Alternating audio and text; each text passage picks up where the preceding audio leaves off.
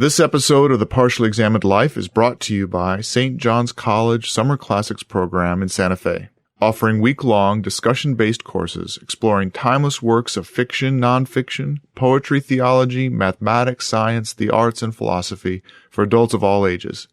Go to partiallyexaminedlife.com/SJCSC for more information. This episode of The Partially Examined Life is also brought to you by Casper, an online retailer of premium mattresses for a fraction of the price, because everyone deserves a great night's sleep. Get $50 off any mattress purchase by visiting casper.com/PEL and enter promo code PEL.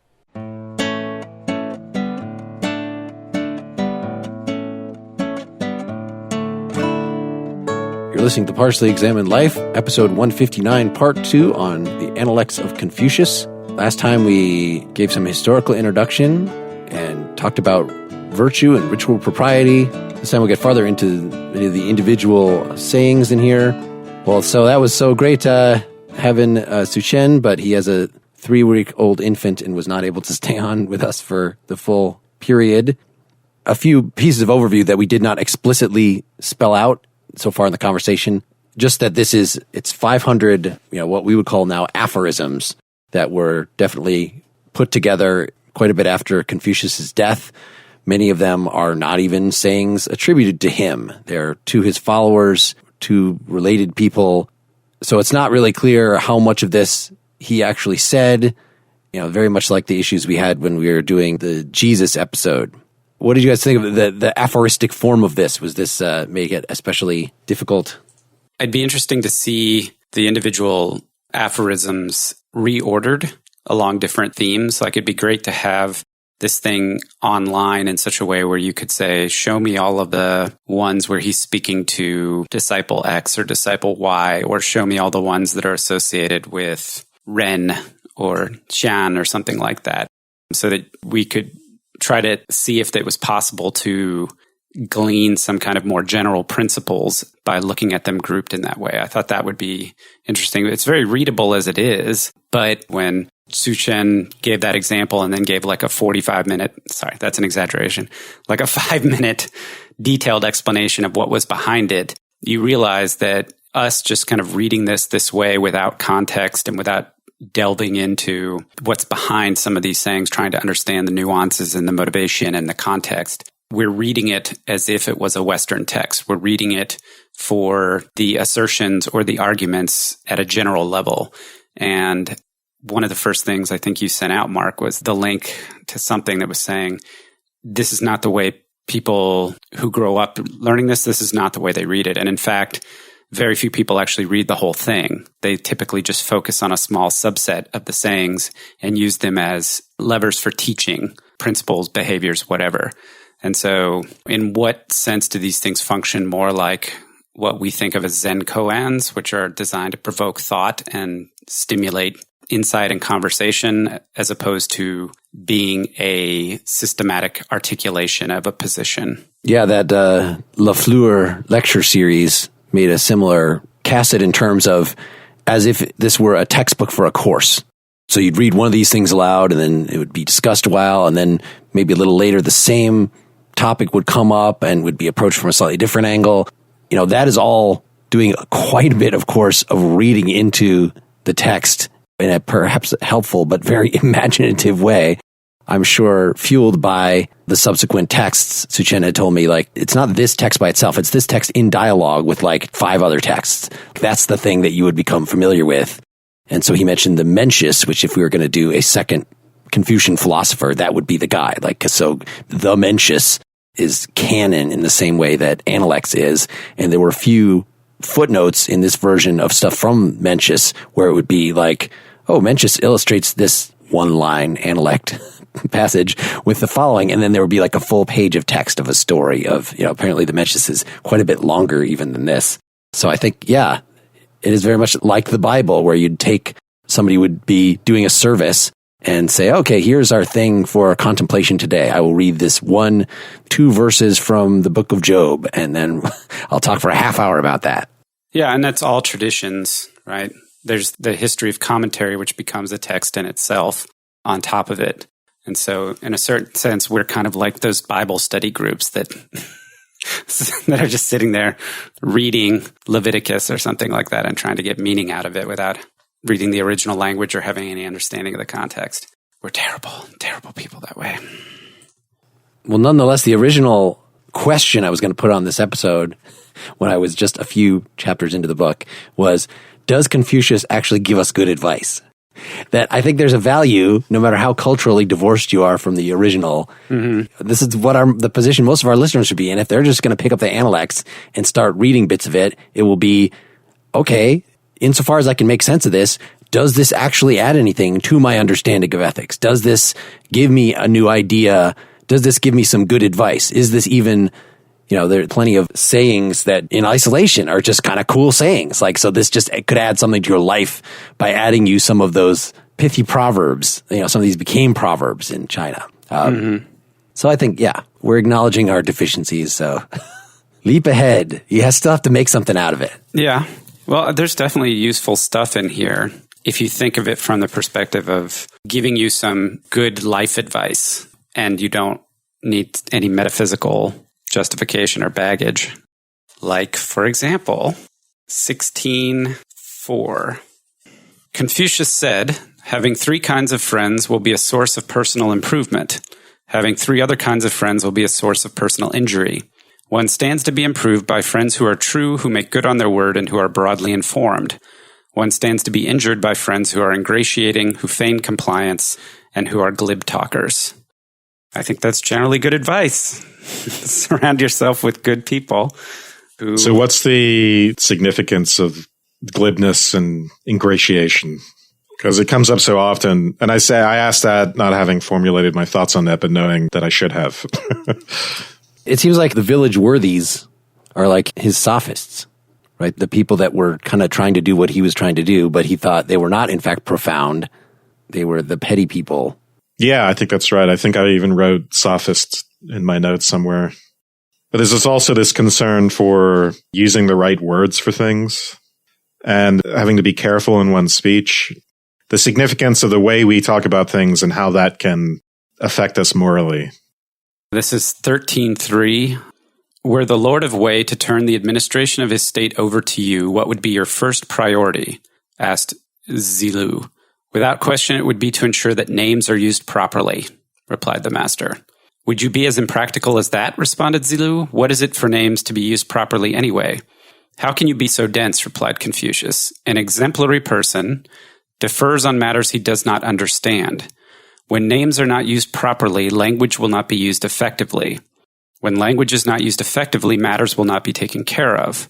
When matters are not taken care of, the observance of ritual propriety and the playing of music will not flourish. When those things don't flourish, the application of laws and punishments will not be on the mark. When that happens, the people will not know what to do with themselves. Thus, when the exemplary person puts a name to something, it can certainly be spoken, and when spoken, it can certainly be acted upon. There is nothing careless in the attitude of an exemplary person towards what is said. So I was looking at the introduction to the D.C. Lau translation, which is sort of it's before the one that we actually did. It uses gentleman for jinsi instead of exemplary person, but it's a very widely read one. Or maybe this was in the Internet Encyclopedia of Philosophy. Anyway, and it had said that specifically he was talking about people who call themselves something either improperly, like they give themselves a title that they're not entitled to, and that they don't live up to the title that they have taken on.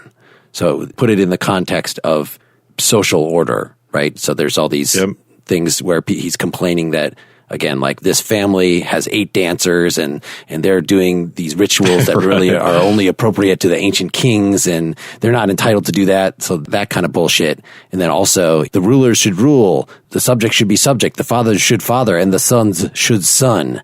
What is another one? Everybody should actually do the thing. Yeah, and then, the passage Seth just read, basically the argument was that if you use language improperly, the social order breaks down. But what are the other examples of that besides a king calling himself? The words we use are, they go along with the sense of ritual propriety. And so our guest was talking about the way students speak to teachers and teachers speak to students. That what's said and the way it's said is a way of establishing hierarchies and who respects who and what role owes some sort of honor or respect to what other role. Those sorts of bonds are mediated by language. That seems to me like an extension of the whole ritual propriety argument.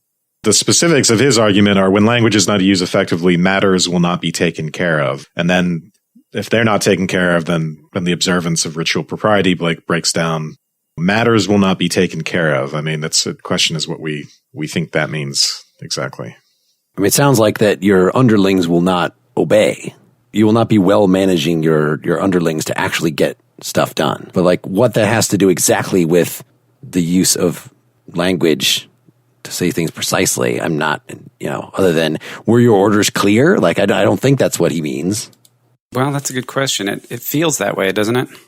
Or is it a matter of having your underlings act responsibly and actually, effectively get things done is a matter of instilling them with the right kind of judgment, which means you have to exhibit that right kind of judgment. And one of the ways, the obvious way that manifests itself, in addition to you serving as an example and, bowing at the right times or whatever and acting virtuously, but it's also in exactly what you say, how you present the world to. So if you are, being a good ruler, then you have love for the people and you're talking about your people, not as those rubes. I'm just making up obviously examples, not as the enemy, but as our charges, as our responsibility, something like that. So that might be an example of the kind of thing that, use words to really correctly and precisely express the responsibilities of the government toward the people and vice versa.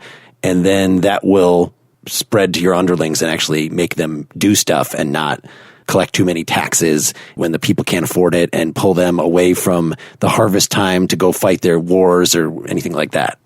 I think there's probably something to that. I mean, if the idea is that the ruler is the expression of the cosmic harmony or the Chen and is also the moral center or the moral leader of the country, then whatever guidance or instructions that the ruler is giving to, not directly necessarily to the people, but to counselors and so forth, needs to be precise to make sure that things are done exactly in the way that that's intended. And if you do think about in terms of a hierarchy where because he does constantly mention titles, there's kings and dukes and ministers and all this, that effective governance requires precision in speech in the sense that if what you say is going to have to cascade down through multiple layers to, from one to many thousands of people, it's important to be precise. Otherwise, things will not be handled appropriately. And I won't say chaos will ensue, but at least order, the harmony that we're looking for in the order is at peril. I mean, hey, I'm sympathetic to that. Apparently, this adjustment to names is something that got made a lot of in subsequent Sun Shi, the guy after Mencius, has the Zhengming. So that's the rectification of names. So I just don't think we can tell a lot from this text what he actually means here. Possibly. I think our guesses are good. Yeah. Well, there's other quotes about speech. One aspect of being precise and guarded in your language when we talk about being glib is not making commitments that you can't follow through on.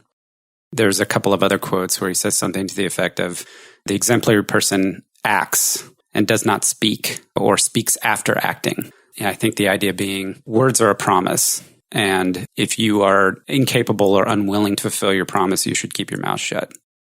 So we haven't actually talked about filial piety much at all here. Just the relationship, just reflecting back on Aristotle and several of the political folks that we've read when we're talking about the social contract, we talked about what is the relationship between the family and is like the government, the extended family? And it looks like in this case, yes, definitely. In fact, it's the very same virtue, this xiao. Should we read 2.5? Go ahead. To begin with. Meng Yizi asked about filial conduct. Zhao, is that how you pronounce it? The master replied, "Do not act contrary." Fan Qi was driving the master's chariot, and the master informed him further. Mengzi asked me about filial conduct, and I replied, do not act contrary. I like the way that he retells the.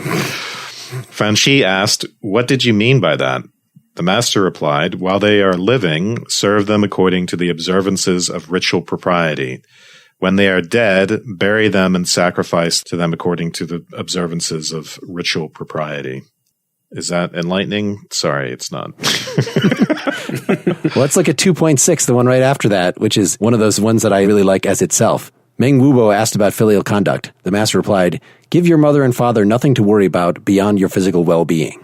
That's cool. There are parts of this in which loyalty to one's family and showing respect to one's elders takes precedence even over what's right in some cases. So if your mother murders someone, I get the sense that you wouldn't turn her in.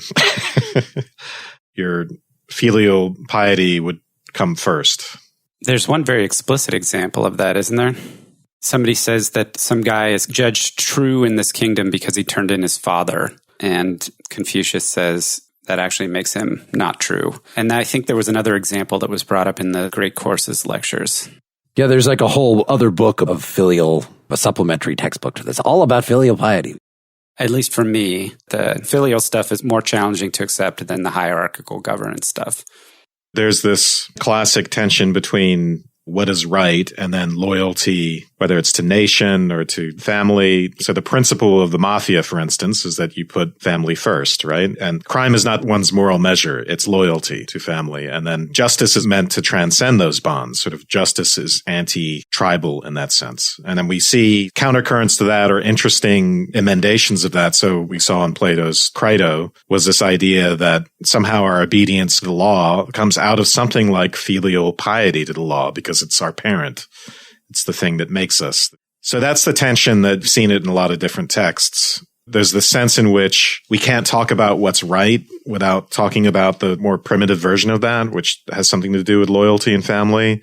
But on the other hand, what's right ultimately runs against that. It transcends that. And many a moralist would say, yes, you do turn in your mother or your father for a crime, or at least you don't protect them. I don't know how you resolve it, really, or how Confucius really resolves it. I know that you guys were searching for it, the one where he is talking about a crime, right, on part of a parent. Yep. Although, when was that historically thrown in there? If that runs contra to what a lot of what Confucius is saying elsewhere, then it's not out of the question that we don't just puzzle and say, how could these both be true? We just say, that's a different author. More likely than not, when you see something wacky probably in here. So despite this potential conflict here and there between the government and the family, it really is a continuum. So there is no room in here to say what the limits of government are. No, it's the father rules the family. And then as you go up the hierarchy, whoever is at the top rules everything in the two-sided way of is also the servant of the Tian. Tian, again, that's heaven, but it's also everything. It's the order of things. So it's not really the otherworldly heaven. It's not the God creator. It is the 10,000 things. And that is what the ruler is the servant of, the natural harmony of all things. There still might be some reflection about, aren't there things like earthquakes and stuff? Circumstances that involve that there's clearly a difference between culture and a potentially hostile nature. You don't really see that in here. So it seems ripe for authoritarian use, which was why one of the emphases in the lecture series was on remonstrance, was on this thing that just comes up a couple times in the text about what do you do if, not that your mother has killed somebody, but is on a path to kill somebody? Or what do you do if you're the minister of a government and, as so often happens, they are about to do stupid things? I get the sense that there's this, if you take those passages where he talks about when the Tao prevailing, that the harmony exists, the implication is that when harmony exists, then everyone is, or the majority, or at least the people who can influence the majority. It's not certain critical players or a majority of people are all judging things in the same way, because there is an element of judgment.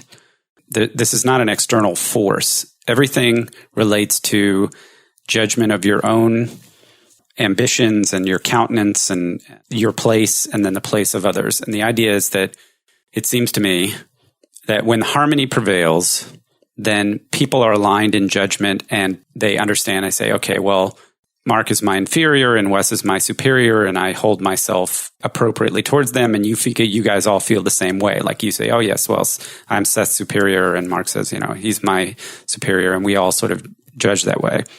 And the sense in which when you have to make a judgment about whether to be dutiful to your filial responsibilities or the state, if they come into conflict, you have to judge who is more in the way, who is more harmonious. And that's a function of you saying, who's ruling in the state right now? What are they doing? What is it that led to this conflict? What's my mother or my father doing? Is what they're doing appropriate and exemplary or not? And that's ultimately going to be the determiner of whether you prioritize filial piety or not. I can't believe, or I didn't see in here, a kind of blind devotion that your parents are always right no matter what. Now, there's a certain qualifiers on what you can do to correct their behavior or how you do correct their behavior. But there wasn't a requirement that you judge everything that they do, just like you don't judge everything the ruler does as being absolutely right. Yeah, I think there are only a couple remonstrance ones. We might as well just read them. 418 is the first one that I have. The master said, in serving your father and mother, remonstrate with them generally. On seeing that they do not heed your suggestions, remain respectful and do not act contrary. Although concerned, voice no resentment. So the question was, is it a matter of, okay, well, say your piece, but if they overrule you, then shut up. The lecture series, Lafleur was saying, no, that's not the way it works, but it is one of your duties as the inferior in the relationship. Even children, small children, can remonstrate their parents, but you really have to be careful. You have to only do it in the context of, I so respect you. I really acknowledge my inferiority, but it is my job to tell you this thing that you might want to look out for. And then, you have to be on the team and go with their decision, and don't be bitter when you get overruled, but you don't put aside your judgment. You don't sacrifice your integrity to the superior. Be a team player. That's one of these, right? Which one is that? Well, and that kind of a response is a Burkean, and that's what made me think of Burke. 1910 is another remonstrance one that I wrote down in the political realm. Zixia said, and I'm going to pronounce the X's. I know it's like Zixia, but they have all these X's, and X's is too cool a sound not to make. Zixia said, only once exemplary persons have won the confidence of the common people do they work them hard. Otherwise, the people would think themselves exploited. Only once they have won the confidence of their lord do they remonstrate with him. Otherwise, their lord would think himself maligned. So that seems to fly in the face of some of these stories about Confucius actually going into these foreign states and immediately saying like, you're doing stuff all wrong. Well, there's got to be a reason why he couldn't get a job. He was not sufficiently unctuous. Didn't his virtue? He did not suck up enough. Lead people to follow him naturally? You would think so. That it'll happen. Give it time. It's another one of these kind of apparent conflicts, but it's a matter of judging to the situation of, we've talked about a couple passages, like when the way does not rule in the state, just don't be in office. Don't take rewards. Like if you're well-to-do in a corrupt state, that's bad. Like things you would normally say, being poor is bad, but if you're poor in a corrupt state, if you're hated when the people around you are bastards, that's okay. Mm-hmm. That is what you should be doing. On the other hand, though, you have a responsibility if you have this ability to share your wisdom, then if there's any chance that they're going to listen to you, you better get in there. 913 was one that I only understood because of the endnote. Zigong said, we have an exquisite piece of jade here. Should we box it up and put it away for safekeeping? Or should we get a good price and sell it off? The master replied, sell it. By all means, sell it. I am just waiting for the right price. Like, that seems absolutely bewildering. Right. Some commentary, and there's not even an endnote here, so I don't even know why I know this. But it means, one of the interpretations of it was, your wisdom, your political acumen your ability to spread your virtue up and down the hierarchy is something that should be put into the market. And there are other places where he says that more explicitly. Should you join the Trump administration or not? I think I'm in no danger of being asked. I think Confucius did wear a hat that said, "Make the state of Liu great again." That was one of his main ways of spreading that. Unfortunately, he could not do that. He could not wear a hat. It would not be ritual propriety. Because the whole chapter 10 tells us, for instance, 10.6, I'm not going to dwell on all the absurd stuff here, but I got to read it. This is one that I was reading to my family. Persons of nobility do not use reddish black or dark brown for the embroidered borders of their robes, nor do they use red or purple in casual clothing. In the heat of summer, they wear an unlined garment made of fine or coarse hemp, but would invariably wear it over an undergarment to set it off. With black upper garments, they wear lambskin. With undyed silk upper garments, fawn fur. With yellow-brown upper garments, fox fur. Casual fur robes were long overall, but the right sleeve was somewhat short, etc. That's only the first half. That reminds me of Leviticus. There's also a nice thing in chapter 10, you got me reminding, talking about what Confucius ate. Yep. If the food was off in color or smelled strange, he would not eat it. But it says down here, only in his wine did he not limit himself, although he never got drunk. And that made me think of Socrates. Does that mean he never drank to excess, even though he didn't limit himself? Or he was just such a mensch? I think he was such a mensch. He could drink so much, and he never got drunk. Exactly. That, I believe, is what it means. I think we'd have to look at the Chinese of got drunk and what that entails. What are some other interesting themes we haven't talked so much about? I suppose we could do a little more on learning and education, the emphasis on that. Yeah, in fact, I had pulled out, maybe as a way of introducing this, the modest bits that sound like Socrates. Right, so how he describes himself, so 217 was the first one of those I had pulled out. The master said, "Zilu, shall I teach you what wisdom means? To know what you know and know what you do not know. This then is wisdom." Mm. And then he just describes himself, well, it's really what characterizes me is my love of learning. And I keep trying, even though it's hopeless. Yeah. Say pessimistic things like at 6.3 where he says at the end, nowadays there's no one, at least I haven't come across anyone who truly loves learning. Or we read that passage that Seth brought up, the sense in which learning is important. So it's the difference between vice and virtue, which reminds me of Aristotle. You could be reckless, foolishly reckless, or you could be courageous. And learning is the difference between those two, it seems like, in that long list that he gave. So it's almost like the thing that provides us with the golden mean, the tempering effect that otherwise even what we think of as a virtue could collapse into a vice. Yeah, well, I had thought of before I'd found this passage, 8.2, that said something similar about ritual propriety. The master said, deference unmediated by observing ritual propriety is lethargy. Caution unmediated by observing ritual propriety is timidity. Boldness unmediated by observing ritual propriety is rowdiness, etc. So it's this mediated part. So should we almost equate then this learning with ritual propriety, right? That's what you need to do. That's really what the learning is about. It's not about reading books. Like, it's about learning and putting things into practice. Like, they don't really have that strong, like, theoretical practical distinction here. Like, all learning is practical. But there's another verse where there's only a couple of places where they mention Confucius' son.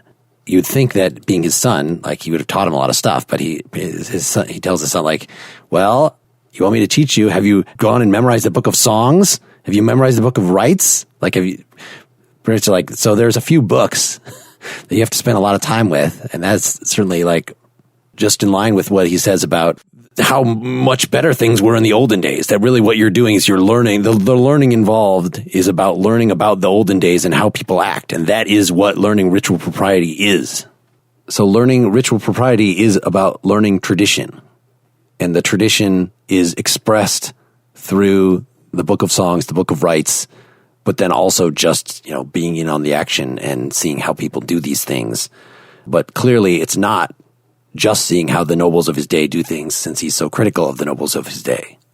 There's a relevant passage, 17.9, which is after 17.8. 17.8 is the one where he talks about things like the flaw in being fond of candor without equal regard for learning is that it leads to rudeness, that passage that we read before.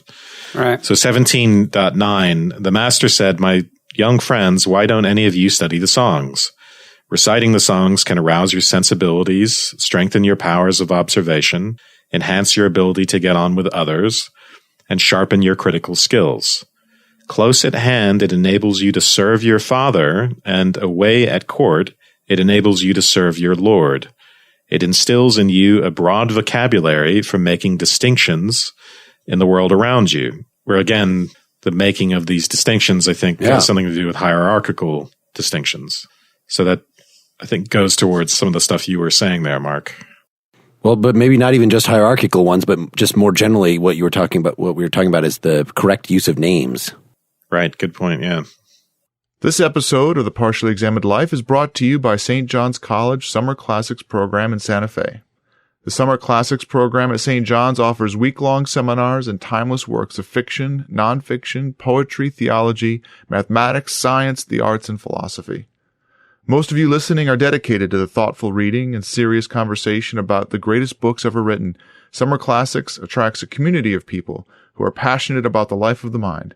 It's no accident I was a tutor in Summer Classics in July 2015, and I brought my family along to enjoy the beautiful and inspiring Santa Fe history, climate, skies, and unlimited access to the national forest and high desert. I co-taught a seminar on Chekhov's short stories. The members had a nice cross-section of ages and life experience that deepened the discussion of his stories of love, loss, and ambiguity. I particularly enjoyed the continuation of discussion outside of seminar into lunch and the coffee shop. It's really a special week of thoughtful conversation and interesting people. The Summer Classics program has 27 seminars to choose from over 3 weeks in July. Registrations for seminars are happening now until classes are full. You can study 1 or 2 topics in depth over the course of the week. You could take a morning and an afternoon seminar or leave yourself open time to study and explore in Santa Fe. Students are sent the books and the materials in advance and read them before they arrive. During the seminar, each group performs a close reading of the text together. Lunch is provided, and there are several social gatherings during the week. For your summer vacation, combine your love of great books with the beauty, art, and outdoors of Santa Fe, New Mexico. To join a diverse global group of intellectually curious, like-minded folks for a stimulating week of inquiry and discussion in one of America's most picturesque settings, go to partiallyexaminedlife.com/SJCSC. That's partiallyexaminedlife.com/SJCSC. We thank St. John's College Graduate Institute for their support of the Partially Examined Life. This episode of The Partially Examined Life is also brought to you by Casper, an online retailer of premium mattresses for a fraction of the cost. Casper is revolutionizing the mattress industry by cutting the cost of dealing with resellers and showrooms and passing that saving directly to the consumer. Now, Casper's mattress is obsessively engineered. It's made of supportive memory foams for a sleep surface with just the right sink and just the right bounce, and its breathable design sleeps cool to help you regulate your temperature through the night. Now, I own a Casper mattress. I have no complaints. Before we switched to the memory foam, my wife and I complained a lot about back issues. Haven't noticed anything like that happening with this. I tend to lie completely on my side, so my shoulder digs deep into the mattress, and it accommodates that without completely breaking down the way my old mattress did. Now, you can buy these mattresses easily online, totally risk-free, because they offer free delivery and painless returns within a 100-day period. So you don't have to try out a mattress by lying down in the showroom, which is really not going to tell you how comfortable it's actually going to be to sleep on. Just order it, try it out, right? Casper understands you spend a third of your life on this thing. They want you to be satisfied. So again, that's free shipping and returns to the U.S. and Canada, and Casper's mattresses are made in the USA. Now you can save an additional $50 towards a mattress purchase by going to casper.com/PEL and then enter the promo code PEL. That's casper.com/PEL, promo code PEL. Terms and conditions apply. We all need to take better care of ourselves, and taking care of our mental health is no exception. That's why today's sponsor, Talkspace, the online therapy company, makes it easy to connect with an experienced, licensed therapist, handpicked just for you for as little as $32 a week. Using Talkspace, you can send your therapist text, audio, and video messaging whenever you want, or even do a live video chat. Do you want to vent about your work and family or talk through something that's been on your mind? No problem. Your therapist is ready to help. To sign up or learn more, go to Talkspace.com/examined. And as a special offer for our listeners, you can use the coupon code EXAMINED to get $30 off your first month and show your support for this podcast. That's Talkspace.com/examined, offer code EXAMINED. Talkspace, therapy for how we live today. All right, let's get back to it. There's only a few places where war comes up. He's generally against war. Killing is unjust.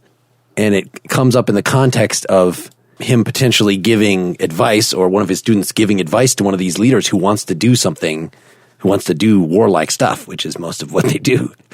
And so that 12:19 that we brought up before, Ji Kangzi asked Confucius about governing effectively, saying, what if I kill those who have abandoned the way and attract those who are not on it? Mm-hmm. Let's just seriously consider whether we should impose Confucian thinking just by a process of weeding out the chaff. No, not cool. Yeah, so you really think this lends itself to authoritarianism? It seems there are aspects of it which are anti-authoritarian, like what you just recalled us to, that passage. Yeah, I think it's more, we would read it that way just because he's writing within such a stratified society, and he has a few things that run counter to that. Like he says, I'll teach anybody. I don't care how poor they are. As long as they have the basic materials in them to become wise is what he's concerned with. So in that sense, he says, as far as teaching goes, social class doesn't even enter into it. So in that sense, he's very radical. He's a radical egalitarian. And he says a lot of things about ruling well means actually caring for the people. And yeah, if they're suffering from a drought, then you, the leaders, should not be surprised that your coffers are not full either. You should be suffering along with them. And don't send them off to war, again, during the wrong season when they should be picking their crops. But that's not seriously challenging the hierarchy. It's just saying that there are good kings and bad kings, not that there shouldn't be kings. Yeah, I don't think there's anything inherently authoritarian about hierarchy, right? So one of Burke's points was that the existence of a king, for instance, and nobility, and the way the tension between them can actually enhance the freedom of the people. There's greater inequality, but inequality and freedom are different things. And in fact, in a democracy, it can be, as Tocqueville argued, equality and freedom can be a tension with each other. So you can actually have a very equal society that's unfree, a very unequal society that's free. So I wouldn't see the existence or an argument for hierarchy as being inherently authoritarian. Sure. And the stuff we were saying about you shouldn't need explicit laws, because it's your example. There are other things about why isn't my state more populous? Well, if you have a well-run state, then people will be attracted to it. We just have to put this in the context of just kind of like the Greek city-states, but more so because it seems there are less cultural differences between the different provinces, at least as far as I could tell in here, that if you didn't like the way the government was going, you just, go 10 miles and you're somewhere else. Yeah, Book 13 is basically like almost all of them, it seems like, are about leading by example, by setting an example. And it's not clear to me that birth or stature or anything is a barrier to being able to be a moral example. So to the extent that anyone can be an exemplary person, then I think in a lot of respects, the character of this that's authoritarian in the sense of emphasizing the hierarchy and the harmony of the political order and the social order, it's just assuming that government has this feudal character and that the idea would be that you identify when things are going well, exemplary people are put in positions of power, regardless of birth. And, obviously there's the standard assumptions that come along with thinking, that children of nobility are typically noble themselves and all that. But there's also the element of judgment, to go back to this piece from earlier, that filial piety and the piety that you show or respect that you show to the political and social structures, it's respect for the institution and for the people in it. It's not necessarily obedience to it. The law does not flow down. Everybody still has a responsibility to judge whether somebody is acting appropriately or not, even if that person is above them in the food chain. And so to that extent, it's not demanding blind obedience. He's not telling people that they should have blind obedience to parents or rulers. So section 1.2, the first introduction of Ren in this whole thing, and Tao for that matter, Master Yu said, "It is a rare thing for someone who has a sense of filial and fraternal responsibility to have a taste for defying authority. It is unheard of for those who have no taste for defying authority to be keen on initiating rebellion. Exemplary persons concentrate their efforts on the root, for the root having taken hold, the way will grow therefrom. As for filial and fraternal responsibility, it is, I suspect, the root of authoritative conduct, the root of Ren." The word authoritative there, just that translation keeps like hammering that in, the authoritarian element. But again, I would prefer benevolence or humanity or something.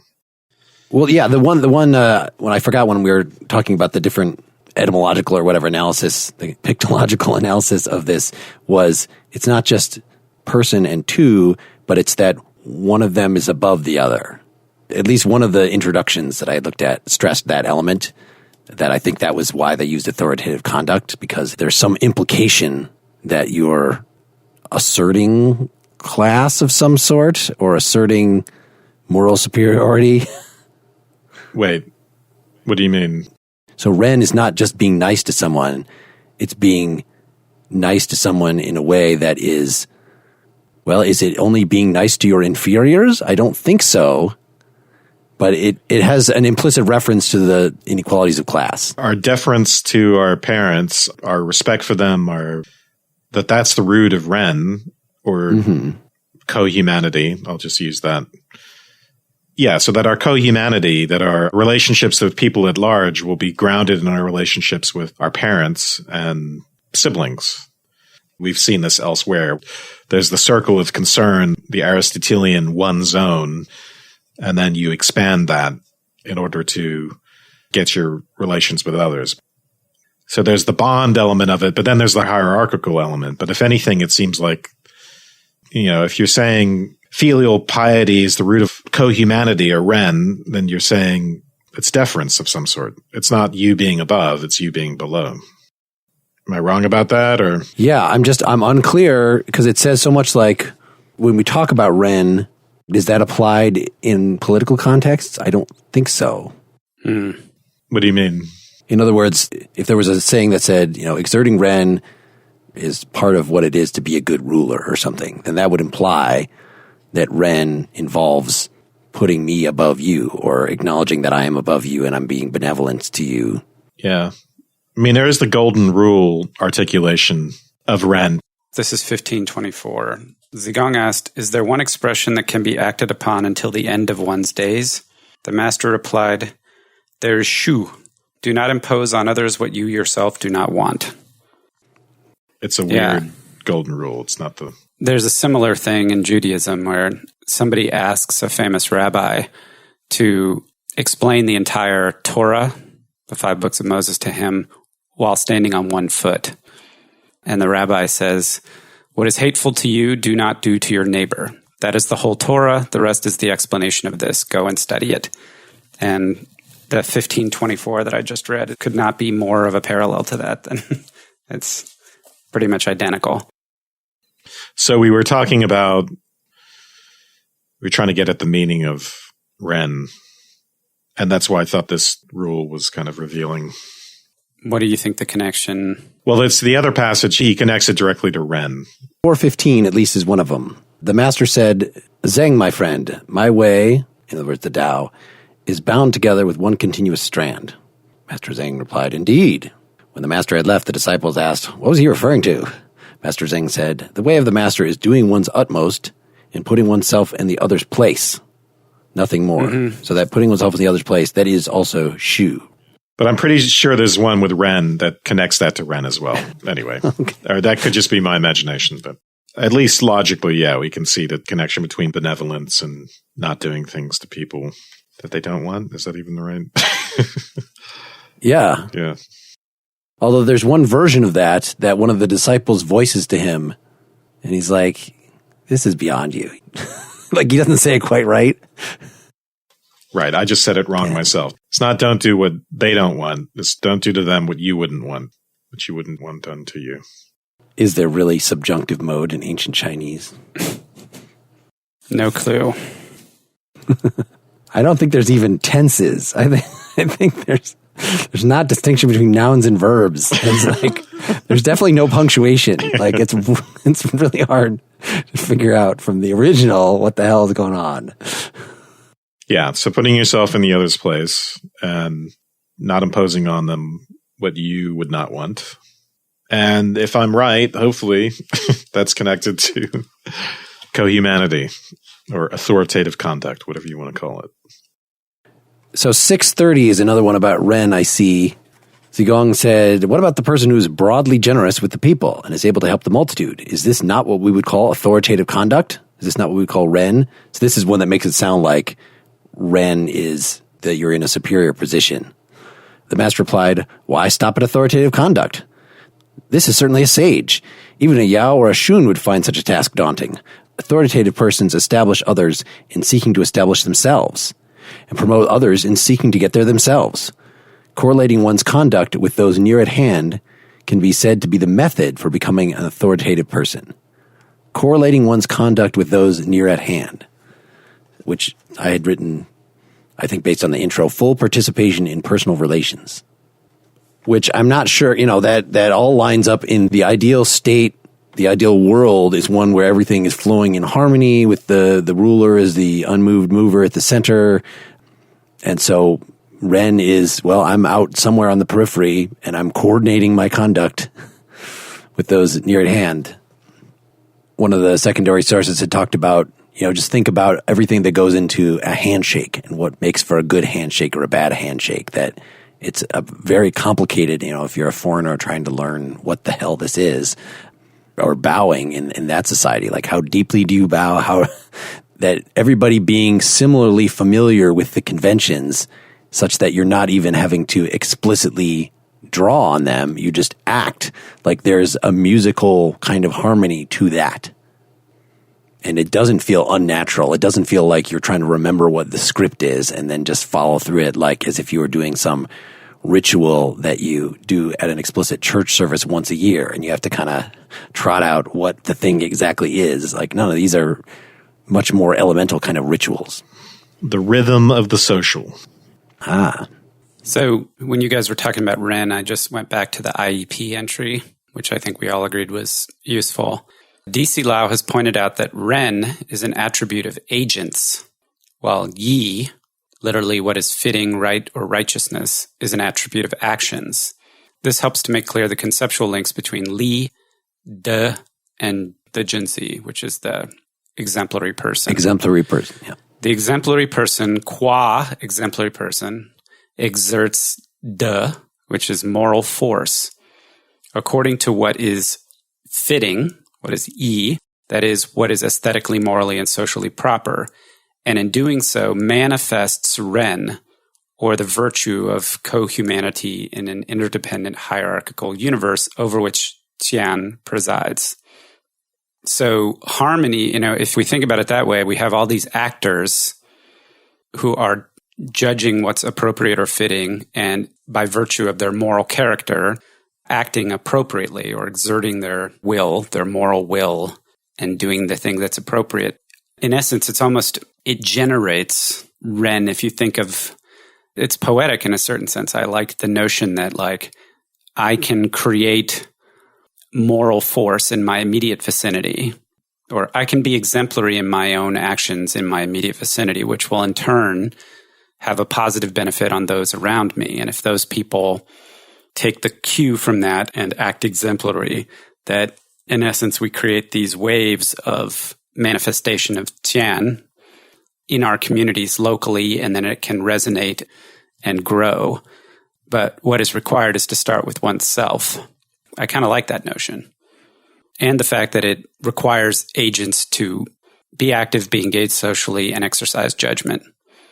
Yeah, let me throw out a few more words here on Ren from the intro to our translation. This is page 49 and 50. Again, humanity, for Ren, suggests a shared essential condition of being human owned by all members of the species, yet Ren does not come so easy. It is an aesthetic project, an accomplishment, something done. Human becoming might be a more appropriate term to capture the processional and emergent nature of what it means to become human. And then on the next page, it is further ambiguous because it must be understood relative to the specific concrete conditions of the person in question. There's no formula, no ideal. Like a work of art, it is a process of disclosure rather than closure, resisting fixed definitions and replication. So this is an example of maybe that creative philosophical thing that you were finding irritating, Wes. Yes. He's written Nietzsche into this. I don't know. There's some hackishness in the intro, I'm afraid to say. But anyway. So the next paragraph, he defends why authoritative. Authoritative entails the authority that a person comes to represent in community by becoming Ren, embodying in oneself the value and customs of one's tradition through the observance of ritual propriety. The prominence and visibility of the authoritative person is captured in the metaphor of the mountain, still, stately, spiritual, enduring, a landmark for the local culture and community. Yeah, I do not buy this explanation. I just... on the basis of internal consistency and other stuff, I think this is overreach, but I'm probably wrong. But, you know. Although it's interesting that the other word, jinsu, we've been talking about as exemplary person, is in the DC Lao translations or in the traditional translations is gentleman. Right. Isn't that weird that it's in that respect to the point where in the DC Lao, scholar apprentice, what they call shi in here, is gentleman lowercase g, and then jinsi is gentleman uppercase g, or one of those that like they're both have to use this traditional term, which doesn't make it sound like anybody can go and be a gentleman. Anybody can become the exemplary person. Confucius might say that, like, oh, I'll teach anybody no matter how poor you are. But he also, it seems like he's forgetting about class privilege, that the peasants don't have time to go study the book of songs all day. Come on. They don't have time to learn the ritual propriety. So it's de facto classist, if not intentionally. Next topic. We've exhausted Ren. So maybe we're talking about the capacities of different people to be virtuous. Just to explain my joke from the beginning of the episode, 510, Zaiwo was still sleeping during the daytime. And remember, this is a time when they didn't have electric lights, so like that was pretty precious. The master said, "You cannot carve rotten wood and cannot trowel over a wall of manure. As for Zaiwo, what is the point in upbraiding him?" The master said further, "There was a time when in my dealings with others on hearing what they had to say, I believed they would live up to it. Nowadays, in my dealings with others on hearing what they have to say, I then watch what they do. It is Zaiwo that has taught me as much." So this is one of his faithful disciples that traveled around with him when he was looking for a job. There's 4 of them. And he's bad-mouthing freaking catty about this one guy. Yes. Cannot carve the rotten wood or trowel over manure. Nice. But other places he seems to say, yeah, everybody pretty much has the same natural capacities, and it's just what you've learned that makes the difference. Although 513, Zigong said, "We can learn from the master's cultural refinements, but do not hear him discourse on subjects such as our natural disposition or the way of Tian." So apparently he doesn't like to talk about human nature, even though there's a few places where it is mentioned here. I guess mostly to the extent of it not mattering. That's what that is the. But he's an existentialist. Sounds like this thing about Zaiwo. Sorry. Sounds like this thing about Zaiwo. That he's just rotten wood. Or did he become rotten? His parents raised him wrong. That's not clear. I don't know that I would go and try to interpret a statement about human nature necessarily out of that. It's about teaching. Is he worth teaching is the question. Is he worth being a good student? So there are 2 other places. One was 15:8. The master said, "To fail to speak with someone who can be engaged is to let that person go to waste. To speak with someone who cannot be engaged is to waste your words. The wise do not let people go to waste, but they do not waste their words either." That's one. And that's one of the ones I had in mind about when you should be a political advisor as well. Yeah.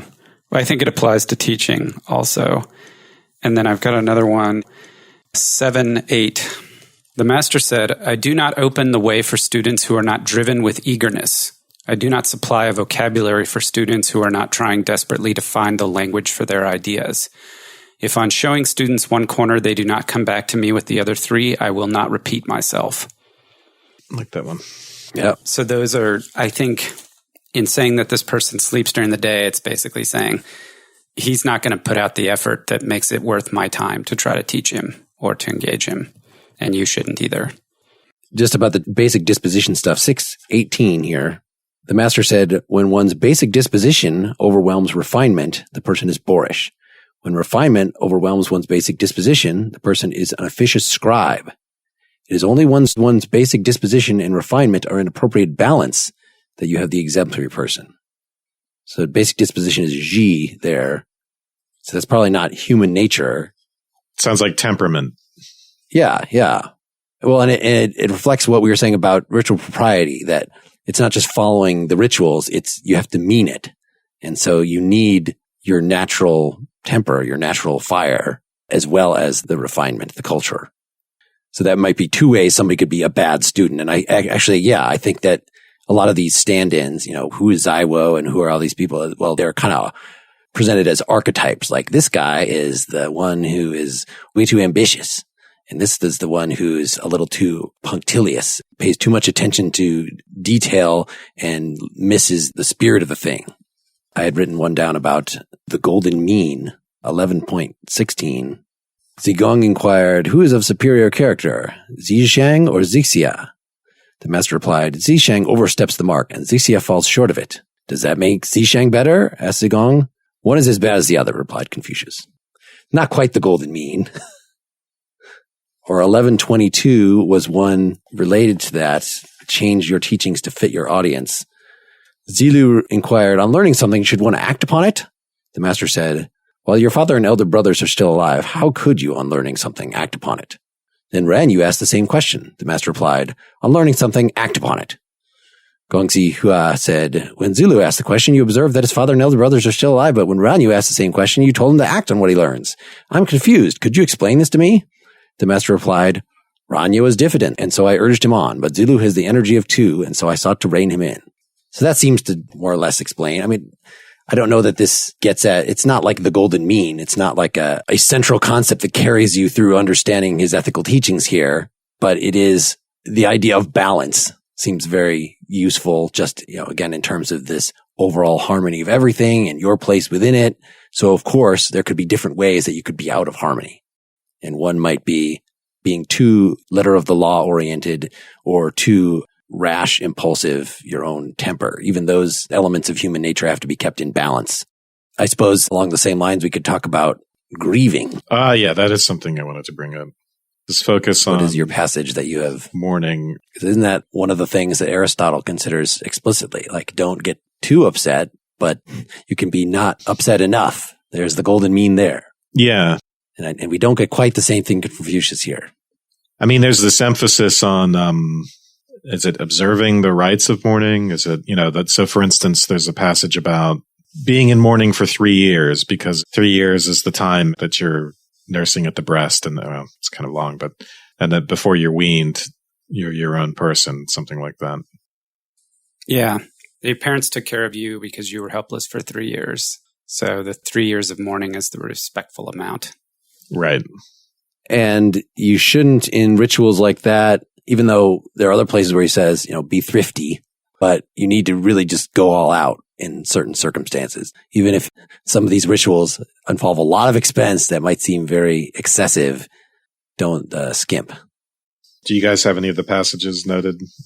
I have 11:10, which is just related to his disciple Yan Wei, that is his favorite. And there's a whole bunch of passages about how this guy died young. When Yan Wei died, the master grieved for him with sheer abandon. His followers cautioned, Sir, you grieve with such abandon. The master replied, I grieve with abandon. If I don't grieve with abandon for him, then for whom? Yes, Yan Hui was his favorite by far. So you have to feel it. But if you're not feeling it, don't go overboard. But as one of the other passage you were referring to, Wes, if you don't feel like you want to mourn for 3 years, then there's something wrong with you. It's not that you could just correct it by doing it. It's just, you're not developed enough. Also, in the passage before that, in 11.9, when young Wei died, the master cried, "Oh my, Tian is the ruin of me." Or one of the other translations was, "Heaven has abandoned me," which I was commenting how in the Internet Encyclopedia of Philosophy, they kind of interpret that as existential, that most of the time he's like, "Oh, I am so in sync with Tian. I'm the servant of at least, like, that's my goal." But here he's saying, it's actually appropriate for you to mourn like crazy for somebody that you really feel for.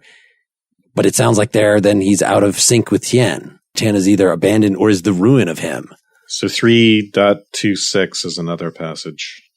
What could I see in a person who, in holding a position of influence, is not tolerant, who, in observing ritual propriety, is not respectful, and who, in overseeing the mourning rites, does not grieve? So this goes to Mark, what you were saying about, it shouldn't just be a ritual to you. You should actually feel it. Yeah, there's a lot of references to music. That's one of the things that, just like being into the songs, you read that quote about, it will sharpen you in all sorts of ways.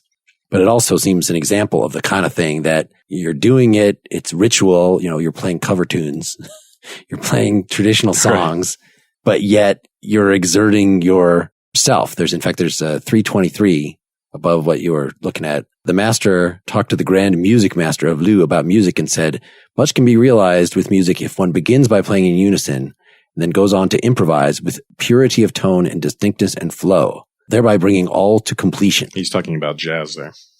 So improvise, it's an interesting word there. I mean, that does kind of make it sound like the Nietzschean interpretation that these translators were giving of Ren might actually make sense. If the ethical life is at once observing ritual propriety, but also improvising, making your life an art, something like that.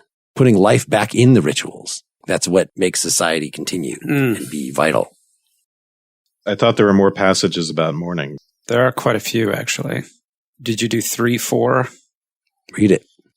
Lin Fang asked about the roots of observing ritual propriety. The master replied, "What an important question. In observing ritual propriety, it is better to be modest than extravagant. In mourning, it is better to express real grief than to worry over formal details." Yes. So is there something about funereal rites that are really important? I know that when he talks about sacrifices, there are some passages in here about ritual sacrifices and appropriate sacrifices, and that they would do sacrifices to their ancestors. So I'm assuming that something having to do with the way funereal rites are somehow critical in establishing an appropriate transition from the living to the venerated dead, and that he's saying something about that here. But I mean, there's got to be context that we don't know. Yeah, I think that would be related. 312. The expression sacrifice as though present is taken to mean sacrifice to the spirits as though the spirits are present. But the master said, "If I myself do not participate in the sacrifice, it is as though I have not sacrificed at all." That's not exactly funeral rites, but it's similar. It's related since it involves the spirits. And again, you got to be into it. It's not ritual propriety if you're just going through the motions. I don't know. I mean, what it sounds like is he's saying, if you can't genuinely feel grief when you are mourning, if you don't genuinely feel grief for somebody, I shouldn't say if, it should say you should genuinely feel grief when somebody dies. Mm-hmm. If you don't, and you just go through the motions of lighting a candle or attending a ceremony or whatever it is you're supposed to do, then there's something going on. But that's the only thing where he talks about an authentic emotional response being appropriate that I can recall. He doesn't talk about it being appropriate to react with fear or horror or anger or happiness or joy to anything. It seems that grief is... Yeah, he's a lot of stoic sounding things in here. There's a lot of golden mean sounding things too. Yeah. This 15.2, exemplary persons are steadfast in the face of adversity while petty persons are engulfed by it. Which doesn't necessarily mean you don't feel anything. It just means you stand up. I mean, if the difference is if we think of Ren as humanity and something related to compassion, then we get more like a sense of ethics grounded in sentiment, right? As opposed to an ethics that's grounded outside of sentiment. So it would make him more of a Humean in that sense than a Kantian. Or if it's virtue ethics, if we're thinking of Stoic virtue ethics, then the grounding is ultimately in one's flourishing, one's happiness. It feels like it has more in common with a Stoic virtue ethics than with other things. Just less individualistic, probably. Well, just that flourishing has a much stronger social component to it. Not to say that there wasn't a sense of a social component. There's a social and a political component to flourishing, obviously, for Aristotle and for the other ancient Stoics. But we've already read a couple passages about the concept of shame. This reminded me, there's a really wonderful short novel by Salman Rushdie. I think it might be his first published book, called Shame. And he contrasts the world of where he came from in, I don't remember which country he's from, but that this shame culture versus a guilt culture. You know, the Eastern, or the, what you might call the Middle Eastern, wherever he's from, was a shame culture. And the Western world that he was living in England, it was a guilt culture. It's a novel about how those things play out. And it's interesting that the assumption here is that the reason why exemplary people have moral force or have moral authority is, and we already talked about this, not because they enact laws, but because people recognize their behavior as morally appropriate and will seek to fall in line or emulate it. Presumably because not doing so is not because it's punitive, there's punitive response, but because they are shamed into acting appropriately or acting accordingly. And so there is that element there, which I don't know if it's present in our Western, in that virtue ethics. I think it might be present in moral sentiment, but I'm not sure. Anyway, it's a critical piece of the puzzle. It's just not highlighted. I think it's one of those things that is taken for granted. It's one of the underlying assumptions of the way things work in this text. So in virtue ethics, it would be teleologically grounded, and the ends inherent in being a human being and being a rational creature, as opposed to some more Humean grounding it in some sort of sentiment, if you can't even give it such a grounding. I'm honestly unsure of how you would classify it. But yeah, I mean, I see the similarities to virtue ethics. So. I'm torn here between the admonition by our translator to say, well, they didn't have the notion of inner and outer. They didn't have all these Cartesian problems that we have. And so, but yet there are a number total BS. Yet there are a number of things. So we shouldn't psychologize these notions. We have to look at them with social components, not psychological components, if that makes sense. But yeah, there are a lot of things clearly, like there are pretenders. There are people that only pretend to be virtuous. Those are the petty people that and maybe what distinguishes them is, well, you test them and they actually don't have the virtues that they claim to have. Maybe that's all there is. So it's not a matter between inner and outer. It's a matter of like, have you tested the person enough? Have you looked closely enough at them to see that they're, lying or whatever? This emphasis on don't just go through the motions. You have to really mean it. That sure as hell sounds like a distinction between inner and outer. And you could interpret it in terms of if you are just going through the motions, then your motions are not fluid. You're not actually playing the music gracefully, so that bringing your natural temper to bear, actually feeling what's going on, is not a matter of the outer expression could be exactly the same, but is the light on inside or not, which is the Cartesian way of taking it. But instead, it's, are you being fully present in the outer motion? Well, in any case, according to 15.17, the master said, those who would get together all day long and occupying themselves with witty remarks never once get to the topic of appropriate conduct. Such persons are hard to deal with. This is what I meant to read as the ground rule in the very beginning. 180. I don't know which side of that line we are on, but at least today we are talking about appropriate conduct and not merely made some witty remarks, attempting to be witty. Not merely. He's a catty guy. It's true. I guess you're right. I guess wit is okay as long as you're getting to the point, but glibness is never okay. Although some of what he says sure sounds glib to me. It's true. In terms of, I guess what makes it glib is like that there's no understanding or something inside it. So as long as you can be aphoristic in advance, say that everything is profound. You can be snarky and aphoristic as long as it's profound. But there's this whole the way they perform that ritual, I just can't even watch it. Like there were several that I was reading with a tone of this is some sort of stand-up comedy thing. 1425 is one that I marked. Qiu Boyu, a minister of Wei, sent an envoy to see Confucius. Confucius, sitting together with him, asked him a question. How's the minister doing these days? The envoy replied, the minister has been trying to reduce his faults, but with no success. When the envoy had departed, the master said, that is an envoy. That is an envoy. See, there you go. It's just a matter of the tone. I don't know what it means. Is he saying that the envoy was good for sharing the grimy details of his master's failure to become more virtuous, even though he's trying? Or is it showing that they were just talking envoy to envoy, and he was just showing that he was a good remonstrator, that his master was at least trying? Was he dissing him or not? I don't know.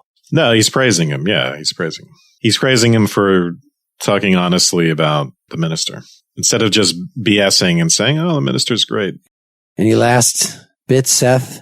Yeah, I've got a couple things. So first off, if I were to do this again and do it in like a more robust way, I would learn more about how Confucius has been taught for thousands of years and has so permeated all these different cultures, because I think the idea that it's the moral cornerstone text for a culture that's been in place for thousands of years and politically has been some different things, particularly in the post-communist era. I'm curious about that. You know, anytime a text has a lot of influence, I think we have to acknowledge that. Like, we were pretty hard on Boethius, or I should say everybody else was. Wes and I were less so.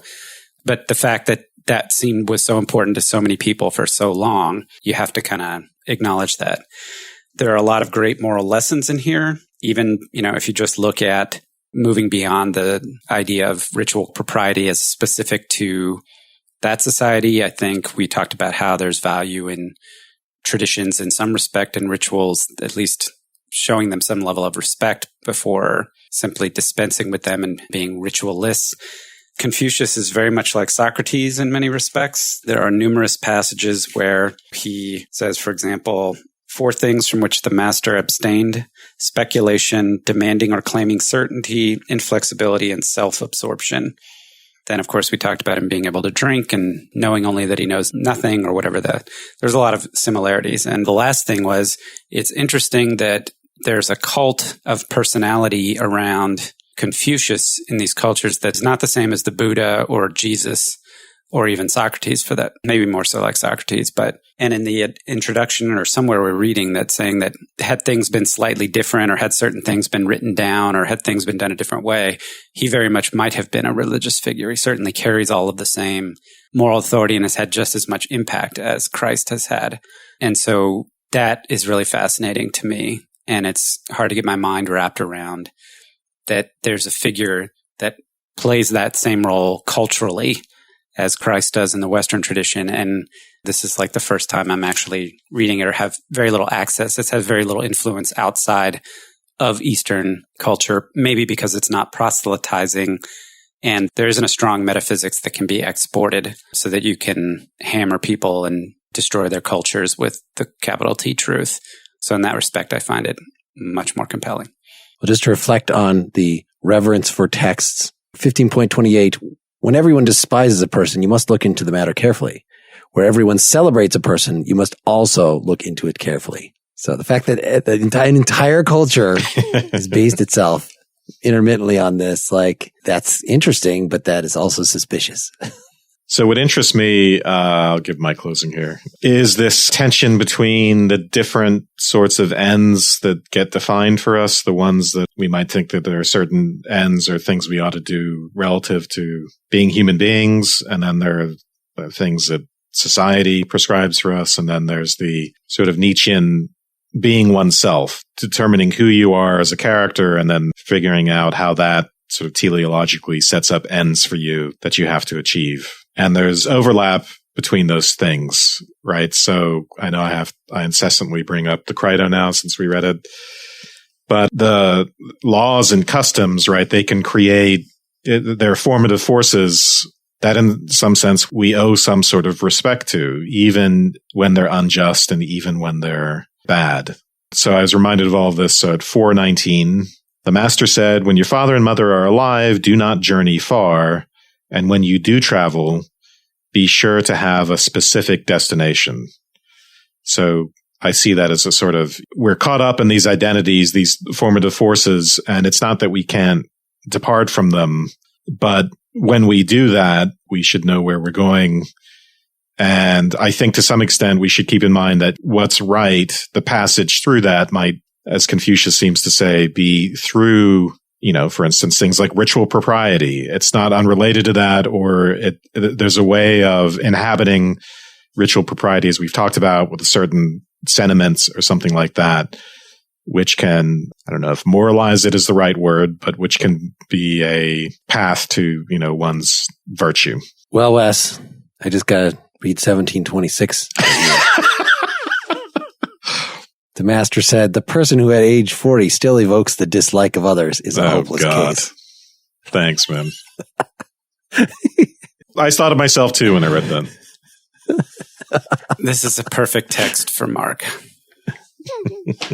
There's a lot of fun stuff in here. Yes. All right. Well, we certainly have more room. I don't think we would do another session on this in particular, though I would really recommend that. I hope people are inspired by this. Maybe you want to get this translation or start, a not school group to read chunks of the Analects and learn about that. There's a lot of great thing about this is that there are so many resources since it is so studied. I didn't look hard for that great courses thing at all. And that was like 40 lectures. I didn't listen to them. That was many lectures. But even just on YouTube, you can find quite a lot of stuff if you want to learn more about them. I think it's very possible we would go on and do another one with Mencius or Zinshi, I guess is, if I have any of these pronunciations correct. We can't leave without saying that really Confucius is the Latinized, like Mencius is the Latinized name. And really we should be calling him Master Kong because that is an awesome name. Yeah. Next time, we're actually, though, going to talk about George Orwell, his book 1984, of course, and Politics in the English Language, 1946. So please join us. Please go like our Facebook page, join our Facebook group for a heck of a lot of discussion, follow the blog, sign up for your daily email, follow us on Twitter, etc., etc. We would love if you would go on the iTunes store and give us a nice rating if you have not already done that. We would love to hear back from you. PEL at partiallyexaminedlife.com. Feel free to drop us a line. Today's show is sponsored by Talkspace, the online therapy company that believes that therapy should be affordable, confidential, and convenient. A Talkspace therapist can help put you on the path to a happier life. For a special offer to our listeners, visit Talkspace.com/examined. Again, that's Talkspace.com/examined. Our closing song is Please Allow Me to Look at You Again by Gary Lucas, guitar virtuoso, from his album The Edge of Heaven, which is all Chinese music from the 1950s. This song was originally sung by Chao Xuan, with music by Chang Hung, lyrics by Yen Huan. You can hear about this project and the many other diverse things that Gary has done on Nakedly Examined Music, Episode 7. Check it out at nakedlyexaminedmusic.com. Thanks again to Su Chen. Good night, everybody. Good night. Good night.